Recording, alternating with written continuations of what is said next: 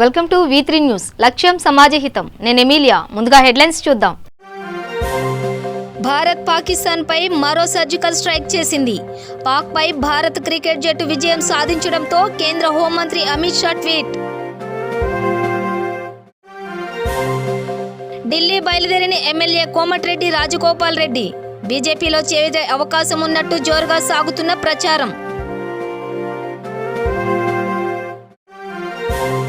వైశ్య వికాస్ ఆధ్వర్యంలో విద్యార్థులకు ప్రతిభా పురస్కారాలు అందజేసిన వైశ్య వికాస వేదిక చైర్మన్ డాక్టర్ కాచం సత్యనారాయణ గుప్తా దంపతులు.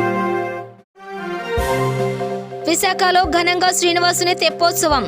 శ్రీదేవి భూదేవి సమేత శ్రీనివాసుని దర్శించుకున్న అశేష భక్తజనం. ఇక డీటెయిల్స్ చూస్తే, గత రాత్రి భారత క్రికెట్ జట్టు పాకిస్తాన్ పై ఘన విజయం సాధించడంపై కేంద్ర హోంమంత్రి అమిత్ షా తనదైన శైలిలో స్పందించారు. భారత్ చేతిలో పాక్ ఓడిపోయిన నేపథ్యంలో దేశవ్యాప్తంగా క్రీడాభిమానులు సంబరాలు జరుపుకుంటున్న వేళ అమిత్ షా టీమిండియాకు అభినందనలు తెలిపారు. ఈ మేరకు తన ట్విట్టర్ ఖాతాలో ఓ పోస్టు పెడుతూ పాకిస్తాన్ పై టీమిండియా మరో సర్జికల్ స్ట్రైక్ చేసింది. భారత టీం మొత్తానికి అభినందనలు. ఈ అద్భుత విజయం ప్రతి భారతీయునికి గర్వకారణం అని వ్యాఖ్యానించారు. ఈ ట్వీట్ వైరల్ అయింది. ఇదే సమయంలో కేంద్ర క్రీడా శాఖ మంత్రి కిరణ్ రిజిజు హిందుస్థాన్ గెలుస్తుందని, పాకిస్తాన్ ఓడిపోతుందని ముందే చెప్పాం, ఇండియన్ టీంకు అభినందనలు అని అన్నారు. కాంగ్రెస్ ఎమ్మెల్యే భువనగిరి ఎంపీ కోమటిరెడ్డి వెంకటరెడ్డి తమ్ముడు రాజగోపాల్ రెడ్డి నేటి ఉదయం దేశ రాజధానికి బయలుదేరారు. 2 రోజుల క్రితం కాంగ్రెస్ పార్టీపై రాష్ట్ర నాయకత్వంపై తీవ్ర విమర్శలు చేయగా షోకాజ్ నోటీసులు ఇచ్చేందుకు కాంగ్రెస్ సిద్ధమైంది. నేడు తన న్యూఢిల్లీ పర్యటనలో భాగంగా బీజేపీ పెద్దలను కలవనున్న రాజగోపాల్ వారితో చర్చించనున్నారు. ఆయన బీజేపీలో చేరేందుకు రంగం సిద్ధమైందని ఇప్పటికే వార్తలు వస్తున్న సంగతి తెలిసిందే. కాగా తెలంగాణలో టీఆర్ఎస్ కు బీజేపీ ప్రత్యామ్నాయమని, కాంగ్రెస్ పరిస్థితి అత్యంత ఘోరంగా తయారైందని ఆయన విమర్శలు గుప్పించిన సంగతి తెలిసిందే. పార్టీ రాష్ట్ర నాయకత్వం తీసుకున్న తప్పుడు నిర్ణయాల కారణంగానే రాష్ట్రంలో పార్టీ తుడిచిపెట్టుకుపోయే పరిస్థితి వచ్చిందని ఆయన నిప్పులు చెరిగారు. టీడీపీతో పొత్తు పెట్టుకోవడం అత్యంత దురదృష్టకరమని, కాంగ్రెస్ ఇప్పట్లో కోలుకునే అవకాశం లేదని కూడా అన్నారు. బీజేపీలో చేరే అంశంపై కార్యకర్తలతో మాట్లాడి నిర్ణయం తీసుకుంటానన్నారు.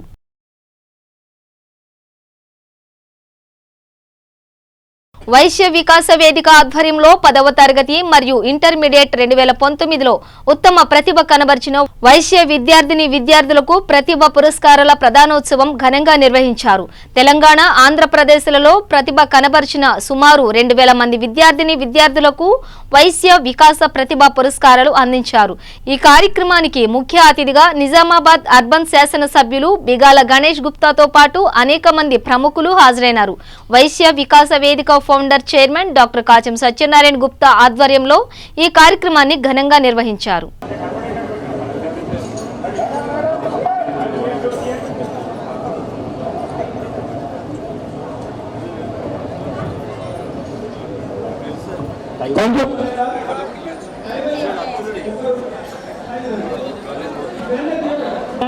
మెమోటోస్ 988 అభినవ్,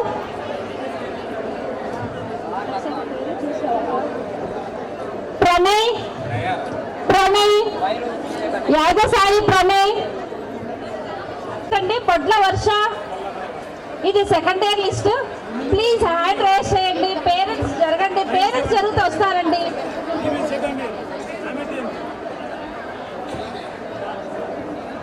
దయచేసండి, మీ రిక్వెస్ట్ ఇక్కడ లైవ్ నడుస్తుందండి. ప్లీజ్ కెమెరా ముందు రావద్దండి, లైవ్ నడుస్తుంది ఇక్కడ. Please sir. ఇప్పుడు ఎలా ఉందంటండి సార్,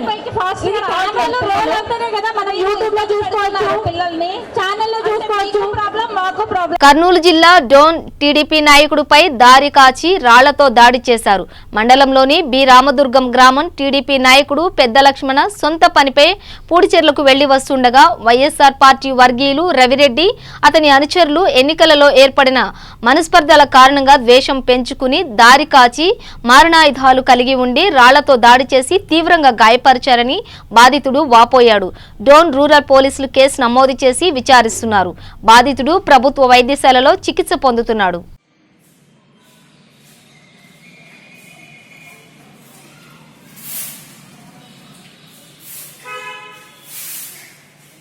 కర్నూలు జిల్లా డోన్ మండలము ఈ రామదుర్గం గ్రామం పెదలస్వానం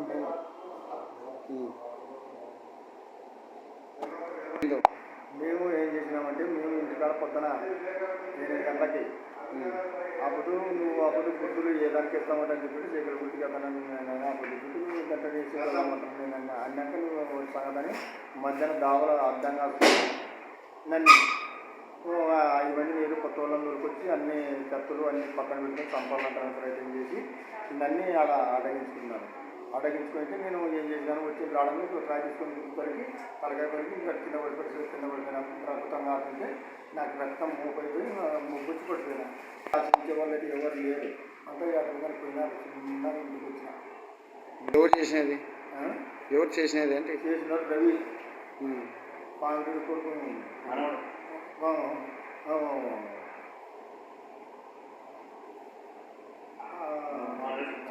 మోహనుడి కొడుకు రవి ప్రయత్నం చేసి నన్ను ఇంకా చేసినట్టు మచ్చబడి నన్ను కొండల మట్టనడి కొండల కూర్చొని పోయింది దావల మండలంలో. ఎక్కడ జరిగింది ఇది? కూర్చెల్ల కాడ కూర్చెల్ల మధ్యన రామదుర్గం మధ్యన. మీ ఊరికి అట్లా రస్తా ఉందా? రస్తా నాకి. శ్రీకాకుళం జిల్లాలో ఘోర రోడ్డు ప్రమాదం సంభవించింది. ఇద్దరికి తీవ్ర గాయాలయ్యాయి. మందసం మండలం హరిపురం జంక్షన్ వద్ద జాతీయ రహదారిపై ఈ రోడ్డు ప్రమాదం జరిగింది. స్కూటీపై వెళుతున్న ఇద్దరు వ్యక్తులకు వెనుక నుండి వేగంగా వచ్చిన లారీ ఢీకొన్నది. గాయపడిన వ్యక్తులు వజ్రపు కొత్తూరు మండలం అమలంపాడు గ్రామానికి చెందిన కర్ణి అప్పన్న కాగా మరొకరిని పేరు తెలియాల్సి ఉంది. ఇద్దరు వ్యక్తులు రోడ్డుపై చెల్లాచెదురుగా పడ్డారు. లారీ ఆపకుండా వెళ్లిపోవడంతో లారీని వెంబడించి పట్టుకున్నారు. హైవే పెట్రోలింగ్ సిబ్బంది క్షతగాత్రులను పలాస ప్రభుత్వ ఆసుపత్రికి తరలించారు. మందస పోలీసులు కేసు నమోదు చేసి దర్యాప్తు చేస్తున్నారు.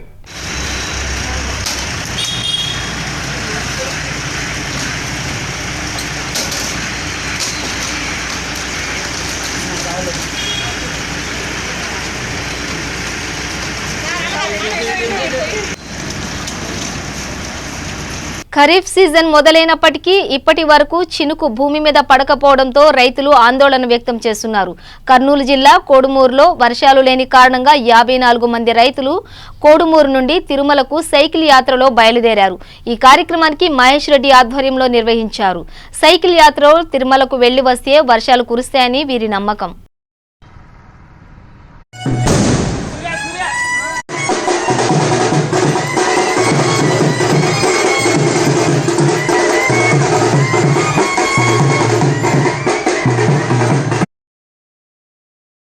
పట్టణానికి ప్రతి సంవత్సరము వర్షం వస్తుందనే భావనతో ప్రతి సంవత్సరము ఈ యొక్క సైకిల్ యాత్ర ఎద్దుల మహేశ్వర రెడ్డి గారి ఆధ్వర్యంలో వారి యొక్క సహాయ సహకారాలతో నిర్వహించడం జరుగుతున్నది.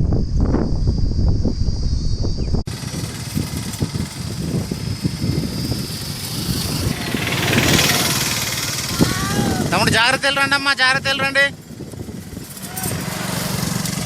ఎలుకల మందు పరీక్షించి యువకుడు మృతి చెందిన సంఘటన కృష్ణా జిల్లాలో చోటు చేసుకుంది. ముసునూరు మండలంలోని చర్చిలో పాస్టర్గా శిక్షణ పొందుతున్న రాబర్ట్ కిస్పోటా చర్చిలో ఎలుకల బెడద ఎక్కువగా ఉండటంతో ఎలుకలు నివారణ మందు తీసుకువచ్చి నాలుకపై రుచి చూసి పనిచేస్తుందో లేదో పరీక్షించాడు. తీవ్ర కడుపు నొప్పి, వాంతులు రావడంతో ఆసుపత్రిలో చికిత్స పొందుతూ రాబర్ట్ కిస్పోటా మృతి చెందాడు.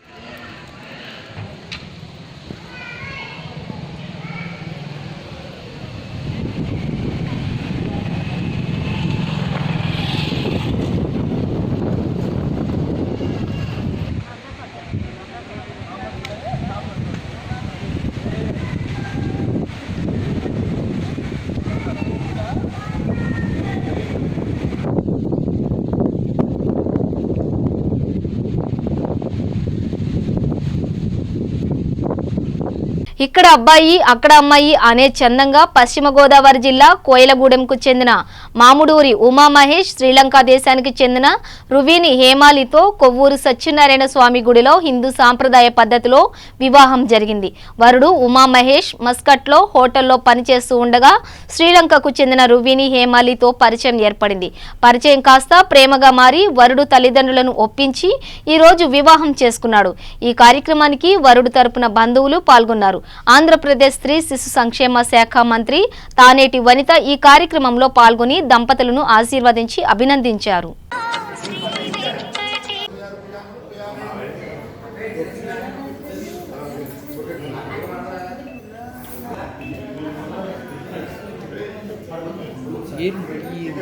ఫింగర్స్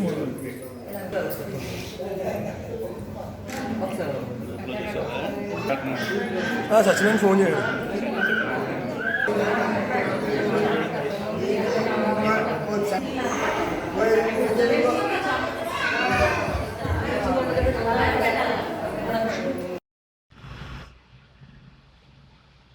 సార్ అలాగే ఉండండి.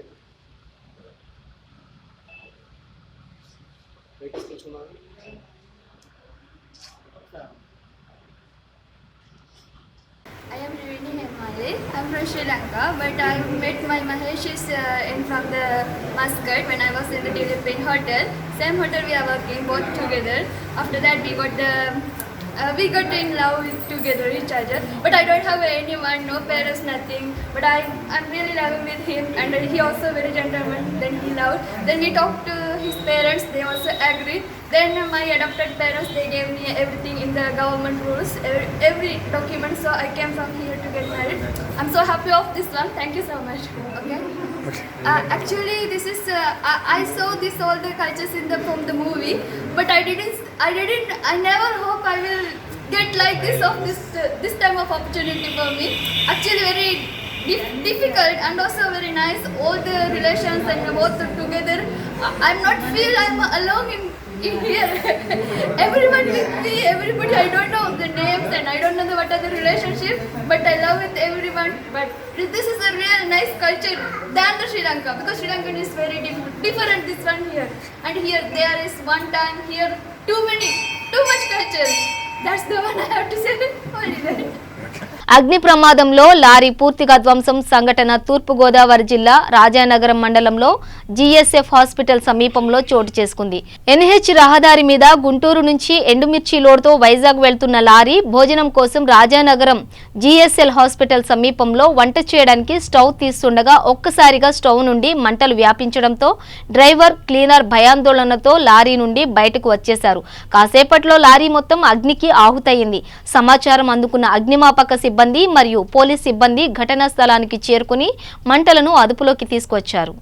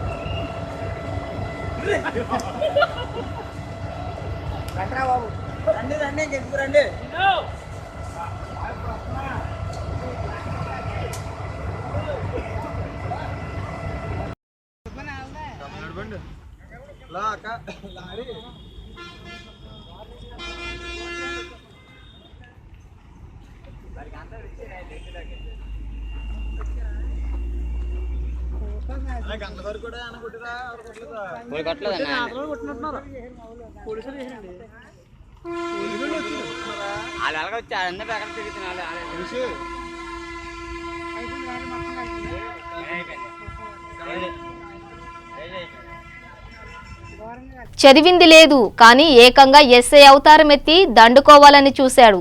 చివరికి పోలీసుల చేతికి చిక్కి కటకటాలు లెక్కిస్తున్నాడు. విజయనగరం జిల్లా చీపురుపల్లి మండలం గొల్లపాలెం గ్రామానికి చెందిన ప్రసాద్ అనే యువకుడు ఎస్ఐగా బిల్డప్ ఇచ్చి సుమోతో అడుగుపెట్టారు. అయితే డిగ్రీ కూడా పాస్ అవ్వని ప్రసాద్ ఎలా ఎస్ఐ అయ్యాడా అని ఆరాధిస్తే నకిలీ అధికారిగా తెలిసి పోలీసులకు చిక్కాడు. దీంతో ఈ కేటుగాడిని అరెస్టు చేశారు పోలీసులు. భీమవరం మండలానికి చెందిన స్వామి, గణేష్, ప్రసాద్ అనే ముగ్గురు యువకులకు హోంగార్డు ఉద్యోగాలు ఇప్పిస్తానని వారి నుంచి 24,000 వసూలు చేసినట్టు పోలీసుల విచారణలో తెలిసింది. దీనిపై కేసు నమోదు చేసుకుని దర్యాప్తు చేస్తున్నట్టు ఎస్ఐ దుర్గాప్రసాద్ తెలిపారు.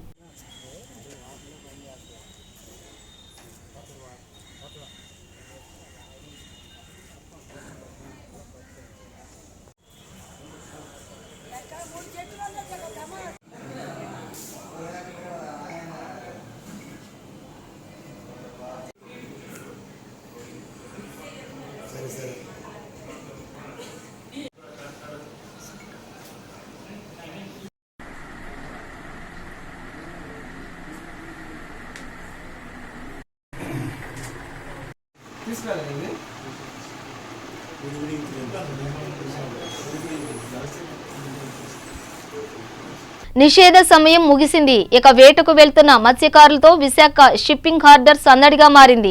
45 రోజులుగా చడి చప్పుడు లేకుండా బోసిపోయిన హార్బర్ ఇప్పుడు మత్స్యకారులతో వేటకు వెళ్లే హడావుడితో కళకళలాడింది. నిషేధ సమయం పూర్తవ్వడంతో సముద్ర జలాల్లో వేట సాగించేందుకు చేపల రేవు నుంచి బోట్లు పయనమయ్యాయి.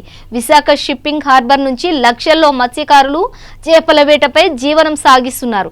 ఏటా నిషేధిత కాలం తర్వాత ఒకేసారి 350 బోట్లు వేటకు సిద్ధమవుతున్నాయి. వేటకు అవసరమయ్యే సామాగ్రిని మత్స్యకారులు సిద్ధం చేసుకుంటున్నారు. బోట్లలో డీజిల్ తో పాటు ఐస్ ను కూడా బోట్లలో నిల్వ చేసుకుంటున్నారు. వేటకు సమయం దగ్గర పడుతుండటంతో రేవులో సందడి వాతావరణం నెలకొంది. మరపడవల్లో కొన్ని 10 రోజుల వరకు వేట సాగిస్తాయి. మరికొన్ని 20 రోజుల వరకు ఉంటే కాస్త పెద్ద బోట్లు నెల రోజుల వరకు ఉంటాయి. ఆహార పదార్థాలు, తాగునీరు, ఇంధనం, మత్స్య సంపద చెడిపోకుండా నిల్వ ఉంచేందుకు ఐస్ ను తమ వెంట మత్స్యకారులు తీసుకువెళ్తారు.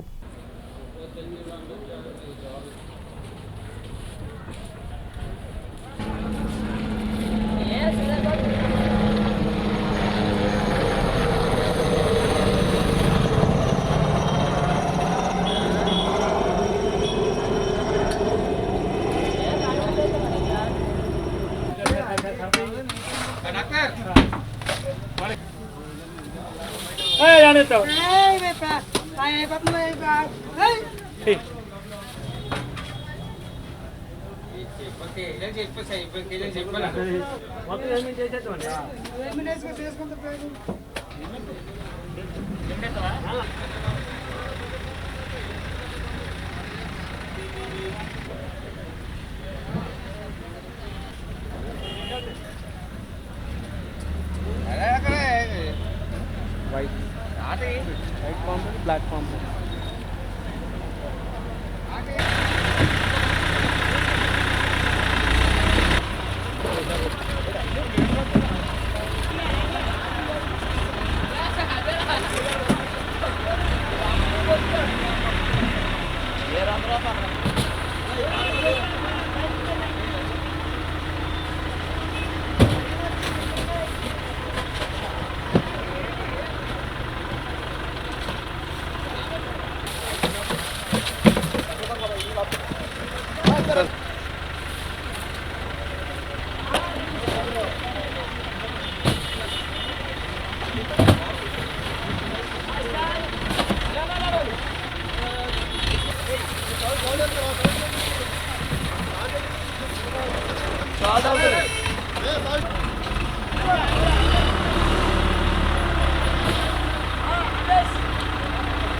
డబ్బులు రాలేదు బాబు.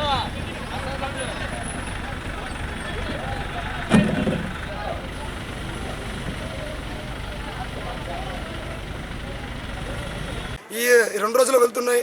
సుమారు కనీసం 5 నుంచి 6 లక్షలు ఈ మదుపుతో ఈ రోజు నీటిలోకి వెళ్లాల్సి వస్తుంటుంది. ఎందుకంటే డీజిల్ కానివ్వండి, ఐసిల్ కానివ్వండి, ఇతరత్ర నిత్యావసర వస్తువులు అన్నీ వేసుకొని ఈ యొక్క మత్స్య పరిశ్రమ ఈ యొక్క వీటి మీద ఆధారపడి ఉంటుంది. చేప దొరికిన రోజు పర్లేదండి, లేని రోజు తీవ్ర ఇబ్బందులకు బోటు వనరులతో పాటు కలసలు కూడా ఇబ్బంది పడుతూ ఉన్నాయి. మీరు గమనించండి, ప్రతి సంవత్సరం కూడాను ఈ ఉష్ణోగ్రతలు పెరిగి మత్స్య కూడా రోజు రోజుకి తగ్గిపోతుంది. విపరీతమైన సముద్రంలో ఉష్ణోగ్రత వల్ల మత్స్య సంపద కూడాను రోజు రోజుకి తగ్గిపోతుంది. తగ్గడం వల్ల ఇటు మీద ఆశించదగ్గ లాభాలు లేవండి. ప్రభుత్వం కూడాను చర్యలు తీసుకొని సబ్సిడీ పెంచి మరి దీనికి ఎంతో కొంత ఊతనిచ్చినట్టయితే మేము కూడాను దీని మీద ఆశలతో మనకు ముందుకెళ్లాల్సి వస్తుంటుంది. లేనట్లయితే ప్రతి సంవత్సరం మాదిరిగా ఈ సంవత్సరం కూడా నష్టాలు వస్తున్నట్టయితే ఈ వచ్చే సంవత్సరం కూడాను గణనీయంగా మత్స్య పరిశ్రమ తగ్గిపోతుంటుంది. అలాగే వ్యాపారస్తులు కూడాను, బోటు వనరులు కూడాను వేటకి వేసేయడానికి చాలా వరకు మక్కువ చూపించరు. మీరు దాదాపు ఉన్న 700 బోట్లలో గత సంవత్సరం కూడా సుమారు 100-150 బోట్లు ఎప్పుడు ఒడ్డులోనే ఉండిపోయావి. ఎందుకంటే ఎవరు నీటిలో పంపించడానికి అంత సమకూర్చి చూపించేవాళ్ళు కాదు. ఈసారైనా సరే ప్రభుత్వం చర్యలు చూపించి మత్స్య పరిశ్రమ మీద దృష్టి పెట్టి వీటికి రావాల్సిన అన్ని యొక్క ఖమ్మం జిల్లా గిరిజన సంక్షేమ హాస్టల్లో మృతి చెందిన నేహా ఘటనపై బాధితులకు తగిన న్యాయం చేయాలంటూ జేసీ ముందు విద్యార్థి బంధువులు ఆందోళనకు దిగారు. మృతిపై సమగ్ర విచారణ జరిపి తగిన న్యాయం చేయాలని డిమాండ్ చేశారు. నేహా కుటుంబానికి అన్ని విధాలుగా తగిన న్యాయం చేస్తామని జిల్లా అధికారులు తెలిపారు.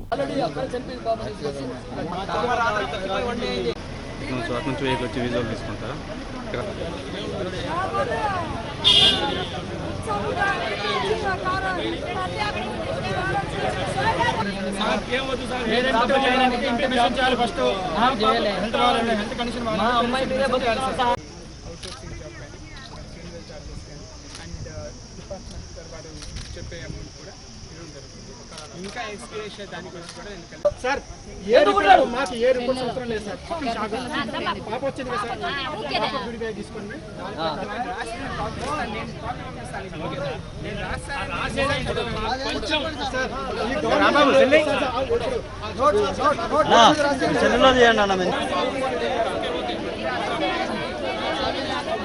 ఎవరి వల్ల జరిగింది ఆల్రెడీ యాక్షన్ స్టార్ట్ అయింది. దాన్ని కంప్లీట్ చేసేయడం కూడా గవర్నమెంట్ అనేది తీసుకుంటుంది యాక్షన్.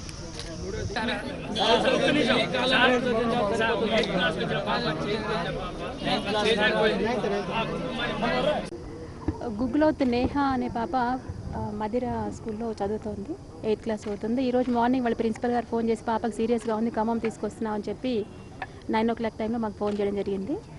గవర్నమెంట్ హాస్పిటల్ తీసుకొచ్చారు. ఈలోపు నేను వచ్చాను ఇక్కడికి. ఈలోపు పాప కొలాప్స్ అయిపోయి మార్చరికి తీసుకునే టైంలో నేను చూశాను. రిపోర్ట్ అంతా తీసుకున్నాం. హెడ్ ఆఫీస్కి ఇన్ఫర్మేషన్ ఇచ్చామండి మేము. సెక్రటరీ గారు ఇమీడియట్గా అక్కడ ప్రిన్సిపల్ని ఉన్నటువంటి నర్స్ని సస్పెండ్ చేస్తూ ఆర్డర్స్ ఇచ్చేస్తున్నారు. ఇప్పుడు వస్తున్నాయి. ఇంకా కుటుంబానికి మేము చేసే సహాయంగా ఒక అవుట్సోర్సింగ్ ఉద్యోగం ఇవ్వడానికి సిద్ధంగా ఉన్నాం. ఇంకా అదే స్కూల్లో ఆ పాప 6th క్లాస్ చదువుతుంది. ఇంకొక పాప, ఆ పాపకి ఫర్దర్ డిగ్రీ వరకు కూడా మా దగ్గరే ఎడ్యుకేషన్ మేము కంటిన్యూ చేస్తాం. 10th క్లాస్ అయిపోయిన తర్వాత ఇంటర్మీడియట్కి ఎంట్రన్స్ ఉంటుంది. ఆఫ్టర్ ఇంటర్ మళ్ళీ ఎంట్రన్స్ ఉంటుంది డిగ్రీకి. అలాంటి ఎంట్రన్స్తో సంబంధం లేకుండా ఆ పాపకి ఎడ్యుకేషన్ విషయంలో మేమే కేర్ తీసుకుంటామని మేము వాళ్ళకి మా డిపార్ట్మెంట్ తరఫున హామీ ఇచ్చాం. జేసీ గారు ఇంకా వాళ్ళ డిమాండ్స్ ఏవైతే ఉన్నాయో వాటిని గవర్నమెంట్కి రాస్తానని చెప్పారు. విశాఖ పోర్ట్ ఏరియా శృంగమణి పర్వతంపై కొలువుదీరిన శ్రీనివాసుని తెప్పోత్సవ మహోత్సవం అంగరంగ వైభవంగా జరిగింది. భక్త కోటి తరలిరాగా శ్రీదేవి భూదేవి సమేత శ్రీనివాసుడు అత్యంత మనోహరంగా సముద్రంలో నౌకా విహారం చేశారు. సతీ సమేత శ్రీనివాసుడు నౌకా విహారం మనోహర దృశ్యాన్ని వీక్షించేందుకు భారీ సంఖ్యలో భక్తులు తరలివచ్చారు. స్వామివారి తెప్పోత్సవ మహోత్సవాన్ని వీక్షించేందుకు భక్తుల కోసం బోట్లు ఏర్పాట్లు చేశారు. గోవిందా గోవిందా నామస్మరణల మధ్య మహోత్సవం అత్యంత మనోహరంగా అద్భుతంగా జరిగింది. ఎమ్మెల్యే వాసుపల్లి గణేష్ కుమార్ సతీ సమేతంగా శ్రీనివాసుని దర్శించుకుని భక్తితో పూజలు చేశారు. భక్తులకు ఎటువంటి ఇబ్బందులు కలగకుండా అన్ని సౌకర్యాలు వసతులు కల్పించారు.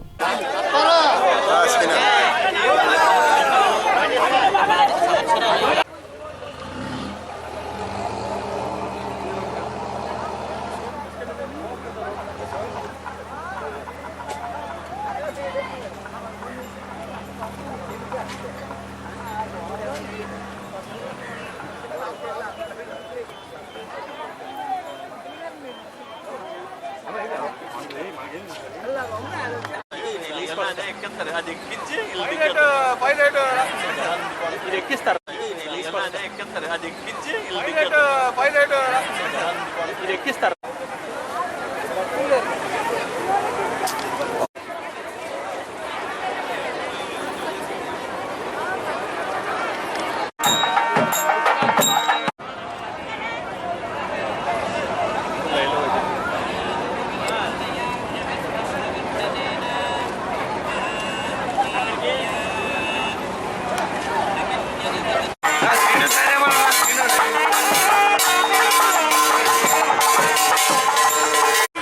నిర్మల గోవింద నీలమేఘ శ్యామ.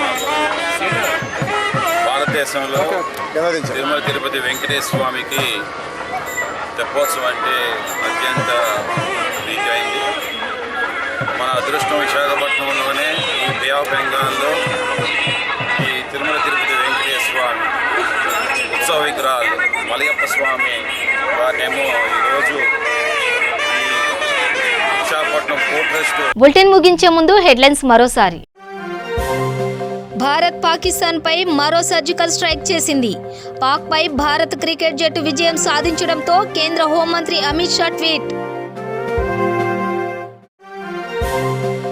ఢిల్లీ బయలుదేరిన ఎమ్మెల్యే కోమటిరెడ్డి రాజగోపాల్ రెడ్డి. బీజేపీలో చేరే అవకాశం ఉన్నట్టు జోరుగా సాగుతున్న ప్రచారం. వైశ్య వికాస్ ఆధ్వర్యంలో విద్యార్థులకు ప్రతిభా పురస్కారాలు అందజేసిన వైశ్య వికాస వేదిక చైర్మన్ డాక్టర్ కాజం సత్యనారాయణ గుప్తా దంపతులు. విశాఖలో ఘనంగా శ్రీనివాసుని తెప్పోత్సవం. శ్రీదేవి భూదేవి సమేత శ్రీనివాసుని దర్శించుకున్న అశేష భక్తజనం. ఇవి బులెటిన్ విశేషాలు. చూస్తూనే ఉండండి V3 న్యూస్, లక్ష్యం సమాజహితం.